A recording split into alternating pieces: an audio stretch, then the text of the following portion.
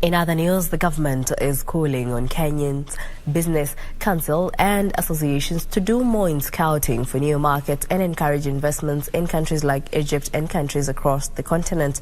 Deputy Director in charge of international trade at the Ministry of Trade, Investment and Industry, Sylvia Kaburu, told an Egyptian-Kenyan Business Bridge Forum that in order to boost trade with Egypt, Kenya has dispatched a special government commercial attaché to act as a liaison officer for trade activities.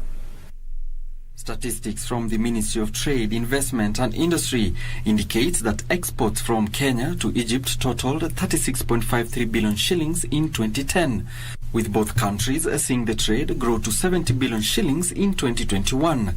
Kenya exported 21.18 billion shillings, while Egypt exported to Kenya 48.89 billion shillings worth of goods in 2021, indicating that the trade imbalance is in favor of Egypt.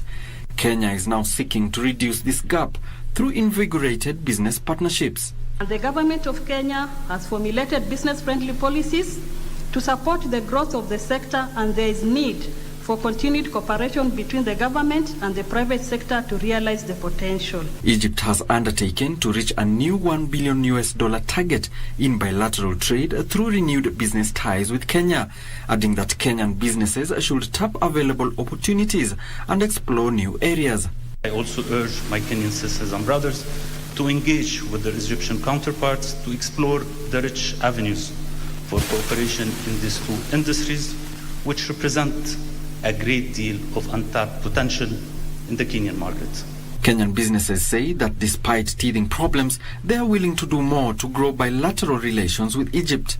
One of the things that we've definitely looked at is, Egypt is one of the most cost-effective markets for manufacturing in Africa, not just as a comparison to Kenya, but when you compare them to any other nation in Africa. This definitely means that they're able to export products more cost-effectively than Kenya is the other way. So you find that Egypt exports a lot of products not only to Kenya, East Africa, but all over Africa. Alan Alco, Lunchtime News.